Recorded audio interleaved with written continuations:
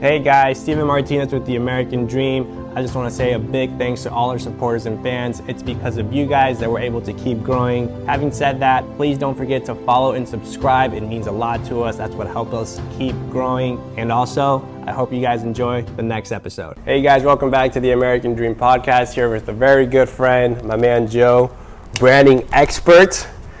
One of the most overlooked things, I think, in general, man, for business. It's funny when I meet a lot of my friends that have sold their companies, like to private equity. They, as soon as they sell, they go back to the bottom, the root of the foundation, to rebrand. Right.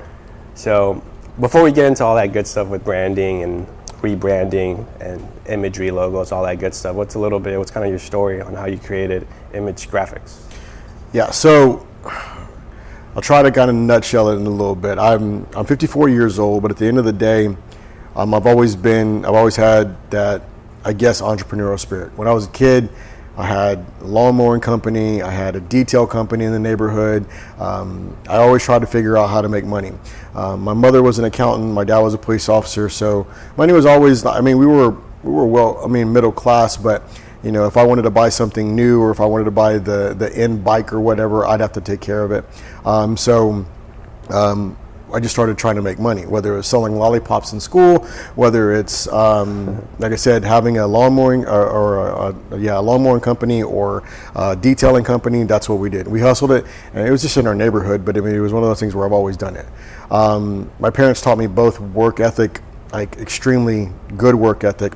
So every job I ever had, I've had raving reviews, but at the end of the day, it just wasn't something that I can work for somebody. I didn't want to work for somebody. Fast forward to high school, wasn't a very good student. I'm probably a C average student, if that.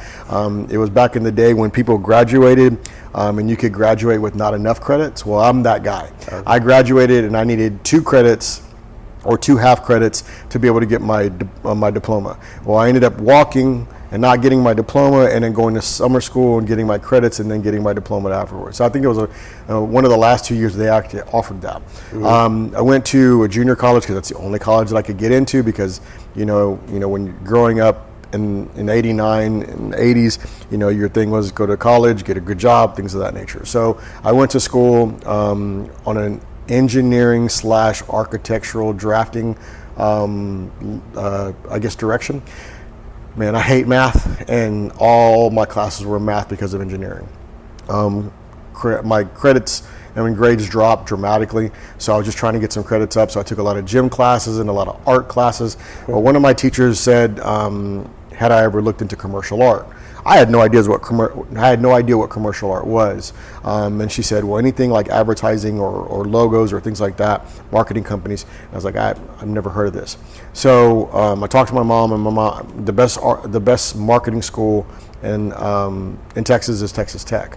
Well, she's like, I'm not sending you all the way up there. You already wasted my money on junior college. Not doing that. So I found the Art Institute of Houston, went there for a couple of years, did not graduate because I didn't have the money to put together my portfolio at the end of the year, or at the end of the 2 years. So, but I got a job because I needed a job, and my dad was a police officer in Stafford, and so he got me a job at a sign company. Well, the sign company was it was an architectural sign company, meaning egress maps in big buildings, pylon, big signs in the front of these big buildings, like in downtown Houston, things like that. So as a kid that was coming in, they gave me a job as their art director, basically just a glorified guy looking at blueprints and putting the maps on somewhere where they could etch the maps that go right by the elevator to where you can escape.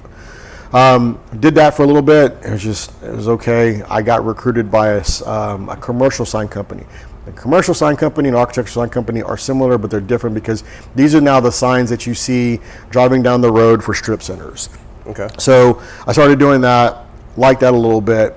And then I actually ended up transitioning to another sign shop called a one day sign shop. So those are more your banners, your stickers, and things like that. When I was doing that, I had a couple of friends of mine who were racing race cars, like little dwarf cars on dirt tracks. And they would ask me, hey, can you design some numbers for me? Mm-hmm. Well, I liked that because it gave me some freedom to be creative. So I started doing multi-layer stickers that just have different kinds of aesthetics to it, and then I would design characters for their cars and then design race graphics for their cars, and I really, really liked that. Eventually, I got married, and my wife, or my ex-wife, got pregnant, and so I ended up trying to find something different. So when I did that, I ended up going to work for Ozarka Water for about a year and a half. Okay. When I did that, I hurt my back, and I knew that wasn't for me because Ozarka Water said, hey, you know what, you hurt your back, but we still need you to come into work. That didn't work out for me. And so I decided I was going to go ahead and leave that and went back into the sign industry. And long story short, from there, I started doing my own thing. Rented a sublet from a silk screening place. And then this whole thing came around where wraps finally started coming out. So instead of just doing one sticker, we started using a film that actually had the ability to push air out where you weren't sticking it in there having all these bubbles. And so we got into that. Fast forward to 2000, I opened up my own company, Image Graphics, out of my apartment. My first client was Gerald Plumbing, and they're still in existence now, but they're Abacus. But I started doing all their trucks and doing everything out of my little bitty, I guess, studio in my apartment, on a table that I built inside there with a cutter and a thing. Uh-huh. Image kind of blew up a little bit later.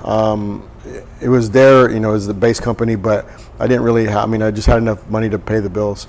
Went through a really tough disillusion of a marriage with my ex-wife. Ended up having to separate. When I separated, really having a place to go. At that time, I was really ready to hang everything up and just be like, I'm done with all this stuff. I don't want to do this anymore. It was too hard. Ended up sleeping at my shop. And when I slept at my shop, it kind of, first I was bored. And then I was like, look, let's work on some designs. And then all of a sudden, then it's like the internet was like kind of kicking in right then.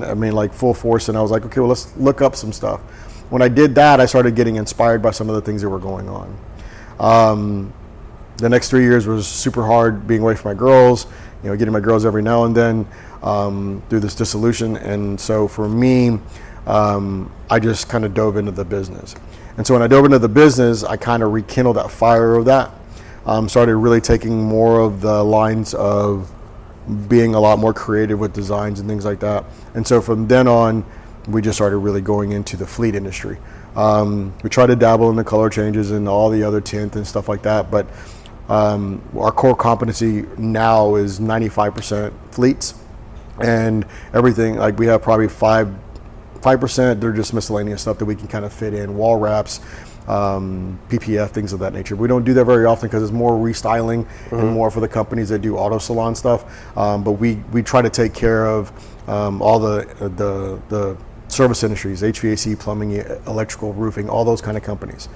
But I did take the design style the way that I did and took it and brought it into that industry, whereas everything was so kind of monochromatic and things of that nature where everything was just very just blah, and we started introducing more. There was a lot of pushback in the beginning, and there still is some today because people want to lock themselves into the norm. But imagery and the way branding happens now is so kind of cool because everything has evolved to a logical sense, and in more of a creative sense. There's a lot more people that are open to differences as opposed to staying within the standard norm. But that's, in a nutshell, that's kind of where, I've come from, and that's how we grew the company. We're 25 years old. I've been in the industry, sign graphics industry, for about 30 years. And for the longest time, man, it was just me and one other installer, and we just bootstrapped it. Back then, there wasn't a whole bunch of marketing. Back then, there wasn't a whole bunch of social media. So it was just trying to grind it. I'm proud to say that, we kind of did it in a way where I don't have any silent investors. I don't have anything. It's a good and a bad thing, but I can look back and go, I didn't have to sell my soul to get to where I'm at right now. But we're a 25-year-old overnight success. So it's one of those things where that's the part where I take pride in, and now it's just a matter of evolving and going from there. Nice. Whenever you're looking at, I guess, logo and design as a company in general over the 25 years, How are you able to analyze the data on that, on what works and what doesn't work whenever you're doing that? So a lot of it is, I've spent so many years in the psychology of art, psychology of color, composition. Talk to me a little bit about that, the psychology behind the art and So color. there's a lot of things that go behind logos. There's a lot of things that go behind color combinations. You wouldn't want to put, in theory, you wouldn't want to put a color of fluorescent yellow and a bright blue for a company that's going to be a restaurant. Meaning the psychology behind that is colors that attract or make people want to be hungry are colors that are in the reds or greens or browns, things that kind of invite that. Now, you can get super nerdy about why that color does that. Yeah, but why? the color, Please, I want to know. Reds are very inviting and warm colors. Okay. Most food that you eat is warm. So when it comes down to that part, you're trying to bring in, kind of tie in experiences and then going from there. Now the kicker is that my experiences in as that generation back then where we didn't have internet, like I'm the last generation that didn't have internet. So there was like literally nothing. No cell phones, no internet, anything like that. I remember those days as a young adult where we didn't have that. Nowadays, everything is different. The experiences that younger generations have could make that hyper yellow, bright blue color, make it inviting because they may have experience that led that way. Mm-hmm. So the psychology of it's always evolving, but the problem is that people have to step into the world of what evokes an emotion to be able to get your end result, whether it's a sale, whether it's somebody coming into your shop, whether it's somebody buying your product, whatever that might be, there's always something that goes into that. I'm sure you've seen, like you've gone down, especially being a business owner, you've gone and you've seen a company, you're driven by a truck and you're like, dude, what were they thinking? Yeah. The problem is that there is a rhyme and reason for everything. I think the way God created everything is that even in, I don't even know what it's called, but there's a shell that's all like, if you cut it in half, it's got like a little cylinder thing in it. A hunk? No, maybe it's not conch. It's another one where it's a mathematical. They use it a lot in mathematics, and so when it comes down to it, there's a rhyme and reason for everything. So there's a reason why people have emotions that are I guess influenced by different things, whether it's a visual, whether it's clarity, whether it's composition, whether it's color. So when we go into things and we start looking at logos, number one, we have to start looking at what appeals to whatever your end user is going to be. You may have a kids group that has a super childlike mascot that'll appeal to that client. Mm-hmm. You may have a sports team where you want to come off as aggressive and highly driven to win as more of an aggressive mascot. You may have a logo that stands out like Apple, which is just an apple. One of the things that we learned in art school is that less is more most of the time. As far as information, less is more always. But when you're talking about a logo, one of the first logos that we studied was the Merrill Lynch logo. A Merrill Lynch logo is just a bull. Well, the bull represents the bull market and kind of goes from there. So it's very standalone and iconic. Same thing with Apple. It's the same thing with that. Apple, if you really research a long time ago, it wasn't the apple. It was actual, like almost like a rainbow kind of. It was a rainbow symbol. And they have lines going through it and stuff like that. It wasn't rainbow, but it was like yellow, red, green, something like that, black. But they evolved to the apple. If you look at most of the most powerful companies that are on the market today, branding-wise, they're very iconic. If you see the Apple anywhere in the entire world, you know that it's Apple computers or the Apple brand. So a lot of times when people come in, there's a new segment. I'm not going to say a fad, but there's a new segment of design where they're dealing with mascots. And mascots are amazing, and they're doing so much for the industry. I'm not sure if it's going to last because back in the day when we first started designing stuff for HVAC companies or AC companies, we used to always put a unit on there just because it symbolized the air condition. Now we're getting away from all that over the last probably 6 or 7 years. Nobody puts a unit on there. They rarely put brands on there because then you're tied in with that. So for us, when we're trying to design a logo, number one, we do two things. We sit down. If we're going to do a full straight branding package, we stand on a number of pillars of information that we need. What your story is, first and foremost. 'Cause I need to know what your story is till we can build a brand around that. A lot of people just build a brand around a logo, or they build a brand around a name. So if your name is the dream, for whatever matter, for an example, and you can't tell me why you're named the dream, and there's no correlation to dream and HVAC, then I don't know what that is. So if there's a story behind that, and we can create a story behind what the dream stands for, it's kind of like a joke that you have already the synopsis for the joke, so you understand it, as opposed to not having it and just going, I don't get it. So we have to go through that, and we also go through what your end user is, who your end user is, because if you have, I heard, or I studied an artist, and he said that if your end user is a little old lady that's sitting in a thing making a decision for AC, and you come up and you have the scorpion with these fire coming out, and you walk out and you have a bald head and tattoos on your arm, they're probably not going to use you because they don't know if you're going to come in there and beat her up or you're going to go. Yeah. But if you were to have a mask out of a hippo in a light pale blue car or truck or whatever van with hippo with a smile on its face and has a pipe wrench, but they're just kind of and just a hose over there, and you get out and the same guy gets out with the same tattoos and the same bald head and he has a smile on his face, she's going to feel just fine. So it's a matter of who you're trying to deal with. Yeah. Second, how disruptive do you want to be? Do you want to have disruptive colors, or do you want to go with the norm? HVAC companies, what are the first colors, two colors that you think of when you think of HVAC? Blue and white, or one more. There's AC and heating, put it that way. I'll give you a hint. Yeah. Okay. So every 80% of the colors, that makes total sense. 80% of the vehicles that are out there that have their HVAC or mechanical companies all have red, white, and blue. Yeah. Well, that's because cold and then. Well, they'll have a flame and a snowflake. Problem is that's everybody. If you go to an AC supply shop, you see all these vehicles that are all white and all red, white, and blue. But if nothing stands out, then how do you know who's going to be different? So that's why a lot of these industries are going to these bright colors and things like that, and start going away and shift away from.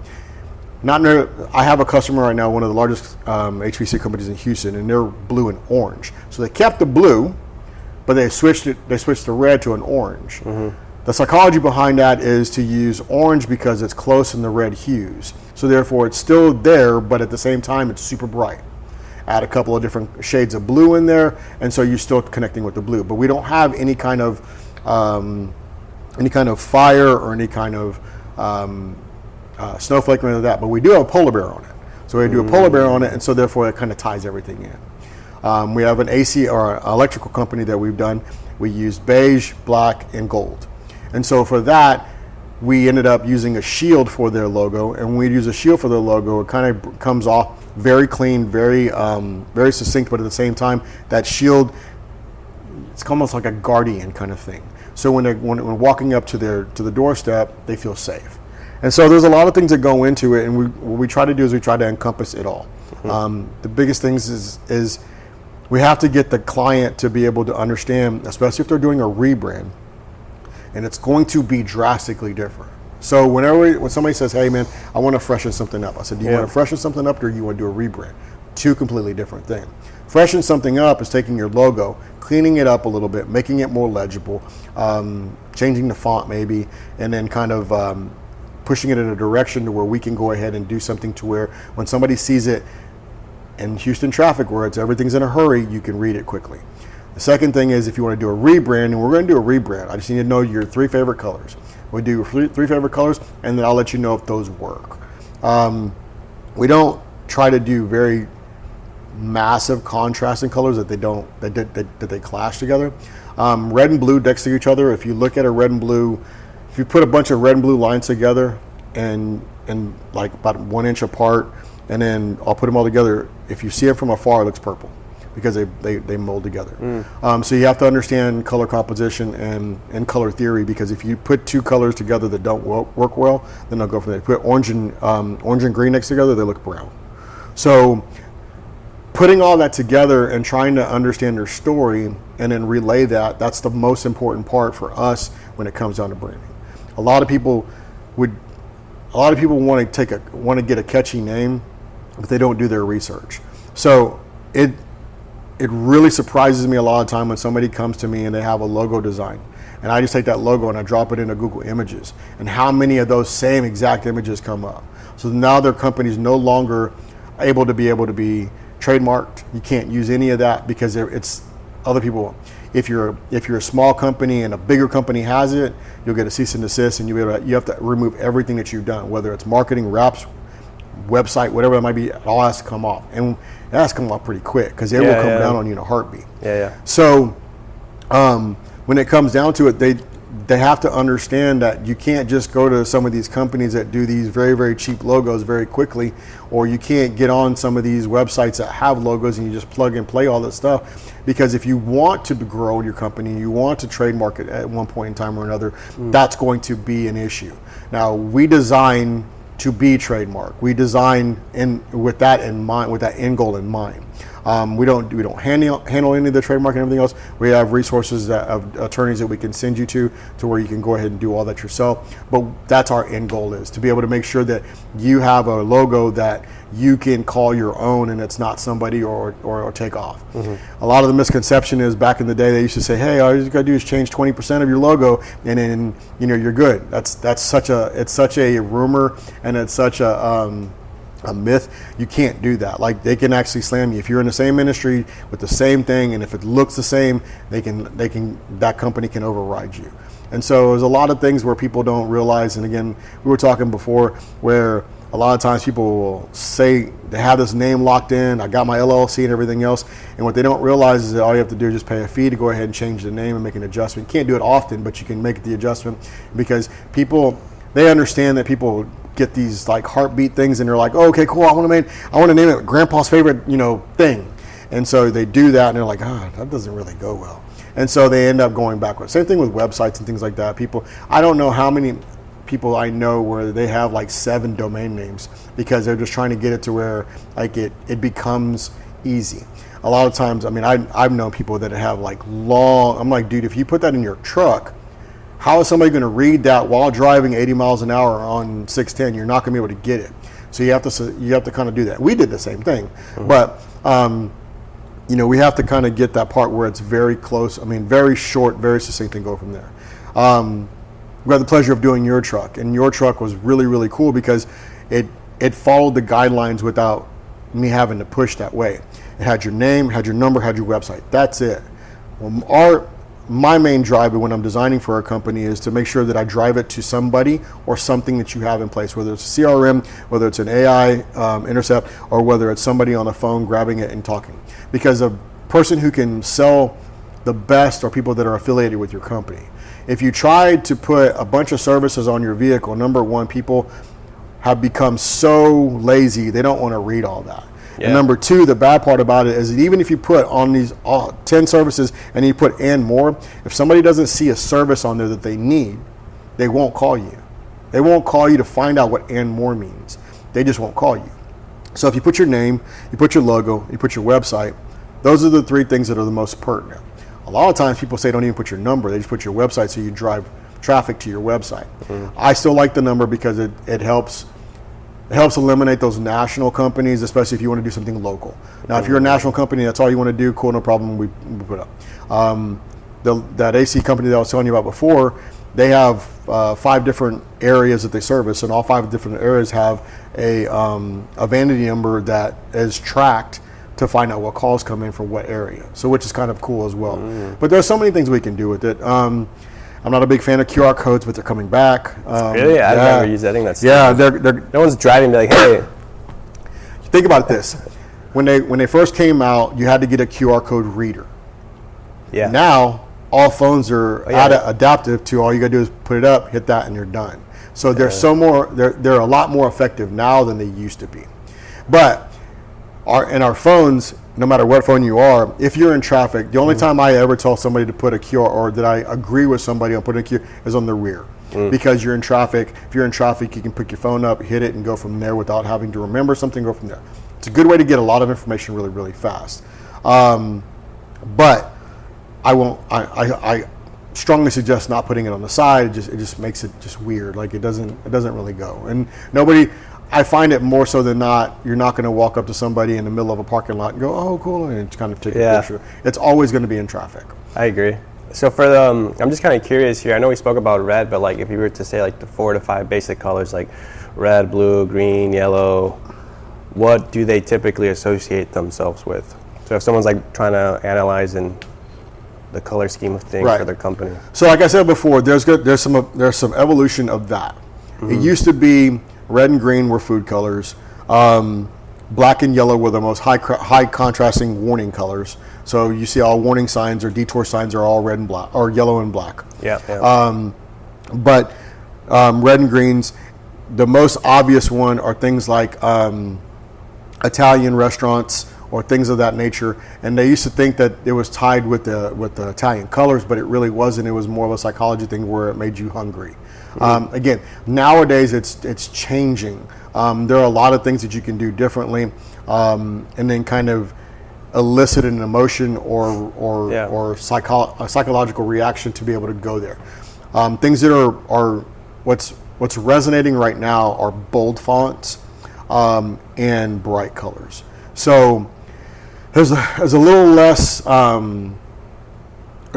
connection now with colors that elicit a specific reaction, like being hungry. But I mean, when I was growing up, there was colors that used to paint your room because it would make you more peaceful. I think that there's still colors like that, but they're more, not necessarily specific colors, but more shades or levels. Pastels, things like that are used in hospitals. Whites, grays, light blues, light pinks, light lavenders, things of that nature, where it calms people down. Whereas if you were in a bounce house, there are bright oranges, bright greens, bright blues, things that make you kind of excited. So it's kind of like getting an atom to like really vibrate. Things of that nature.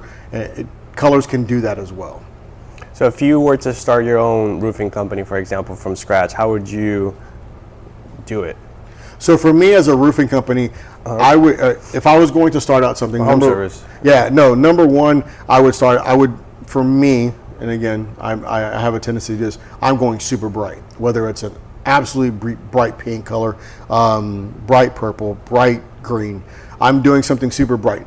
Reason being is because I always do this. It's called the 610 test.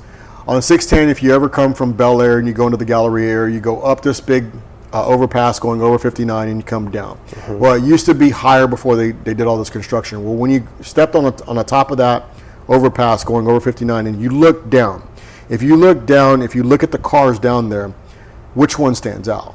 So if I have something that's super bright, very like impactful as far as visual, I'm going to disrupt the whole imagery of any color car that's out there, whether it's a yellow car, whether it's a red Corvette, whatever. That color is going to want me to get closer to it just to see what it is. And so that's what I would do if I was going to do something so disruptive, is to try to gain people's attention. I want somebody to try to get to my truck, get to my vehicle to see what it is. When you do a typical color, most of the time, most people, it blends in. And so when it blends in, it doesn't mean it's not effective. It just means that you're not going to garner attention from somewhere far away. You're not going to have somebody who wants to try to catch up to you to get to that point. But that's just kind of my theory. I know people that are complete opposite, and that less is more, and that you want to be as kind of like as normal as possible. I'm just on the opposite side of that. With the color side of it, but then with the actual like call to action. With the actual call to action, it's very simple. Simple as it's like your truck. Bold logo.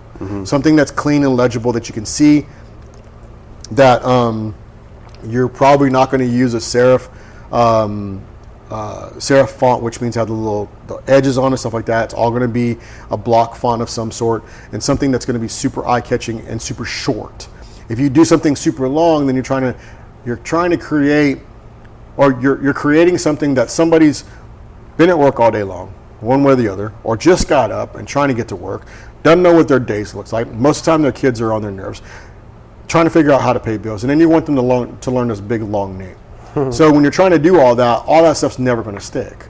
So what you want is to have a bold logo, simple, clean, number, website. That's the call to action that I want. I want somebody to have a touch point that's a human, or something that you can control automation with the CRM or AI assistant, whatever that might be, but to be able to lead you down the path that you need to be on. A lot of times, back when I was growing up, you had call centers, or you had CSRs that answered the phone. Well, nowadays, there's so many different ways. There's automation, there's things like that. I'm still of the old school of talking to somebody, because I think that person can sell and can go through the things more than anything else. So as far as the roofing truck that I would have, it would be very bright, but it would be very clean and concise when it comes down to information. And then in terms of name, are you big on like a generic name, like for example, Apple Roofing, or like something like Stevens Roofing Service or something like that? So somewhere in between. I want something that resonates with me and my service, but I don't want something generic where you're going to forget it. You can have different and still be simple, but I think whenever you align yourself with Stevens Roofing Service or McCourt and Sons, blah, blah, blah, I understand where it's coming from, and it's kind of an old school thought of, like a family-owned business and things like that. But what happens is, in my opinion, in my experience, it limits the amount of exposure that you can have for people who think you're a small company or a big company or whatever. And it just kind of tweaks the ideology of coming through. I agree. And they don't know the person too, so it's like Stevens Roofing Service, so now it's like tied into that person. Right. I don't know Steven. Right. Whereas it's a little bit generic, it's the credibility. Exactly. And so and guess what happens? A lot of times people do that, or they'll buy a company that says Stevens, right? And you'll go who we are, and they'll go to the CEO or they'll go to the owner or whatever, and nobody's named Steven.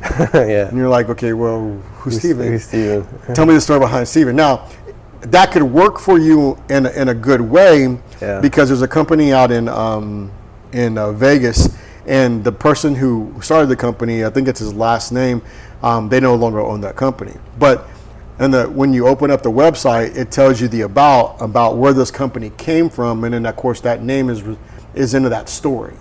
A lot of times people want to, especially now, gravitate to a good feel story. And they want to feel good about the service that they're getting, especially in the service industry. Yes. There's so many people, and you brought up roofing.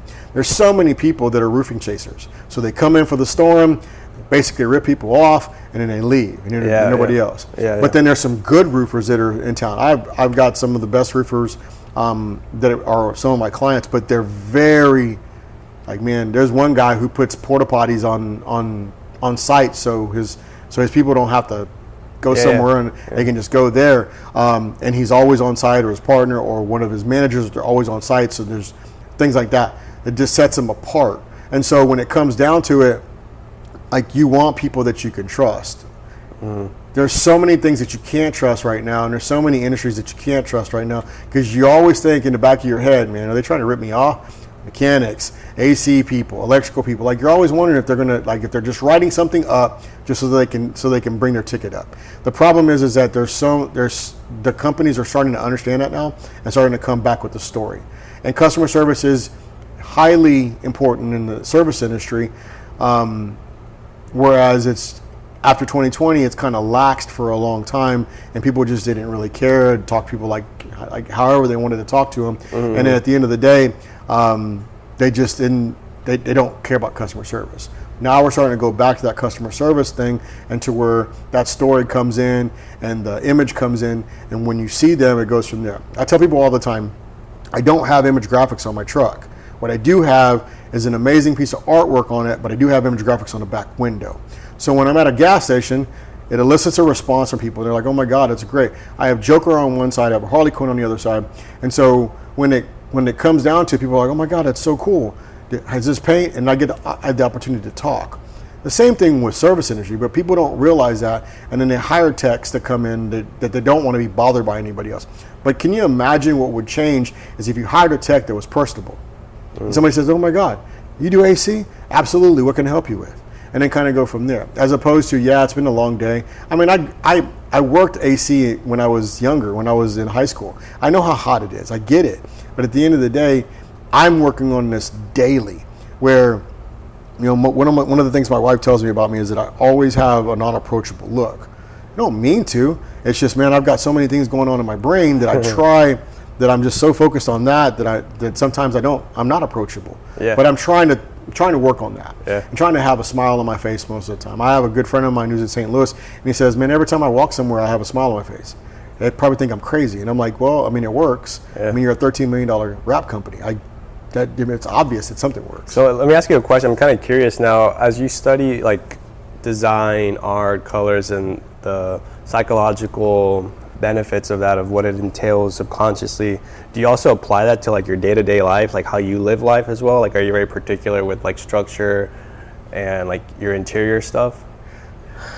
It's funny that you say that, because I've always lived on the premise that we were right-minded, left-minded. I'm right-brained, so I'm super creative, all that stuff. My wife, opposite, completely organized, things like that. If she could have a house that kind of looked like a clinical hospital, that would be their thing, because there's not so much to clean up. She's meticulous about having our house clean.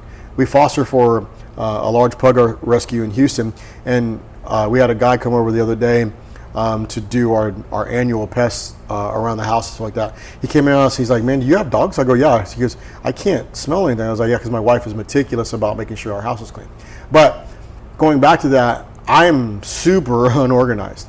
But I think it's a learned thing where you can do that. I'm getting way better at it. So when you come into my shop, a little bit of it is disarray and a little bit of it is clean. So we're working on that part, because I want people to understand that we are highly organized when we do things, but the problem is that sometimes it doesn't show on the outside. But ours is more visually setting. So when you come into my showroom, I have all my walls are wrapped. Everything is done. Everything is either purple, black, green, or purple, black, or teal.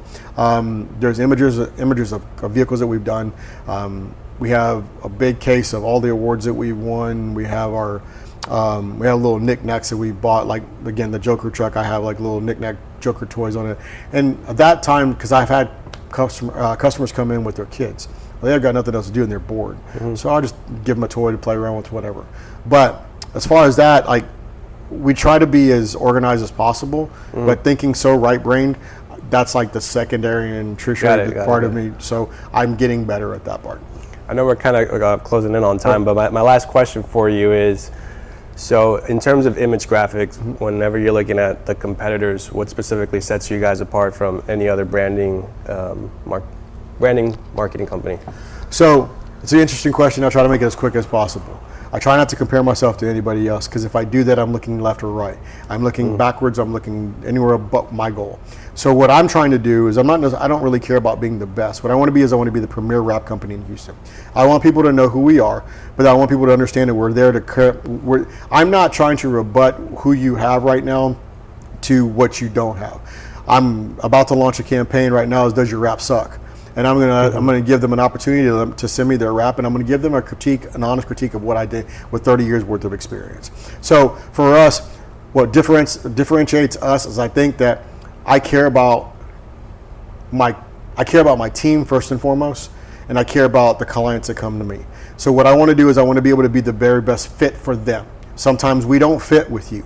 Sometimes we fit perfectly with you. Sometimes I have to educate a little bit to let you understand why we fit with you.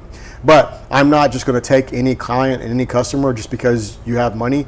I want to be able to fit with you guys because I want to be able to grow with you guys. So I think that sets us apart a little bit, and I'm not just trying to sell you something. I'm trying to help you get a better ROI on anything that you drive around to bring your company and raise your company's bottom line.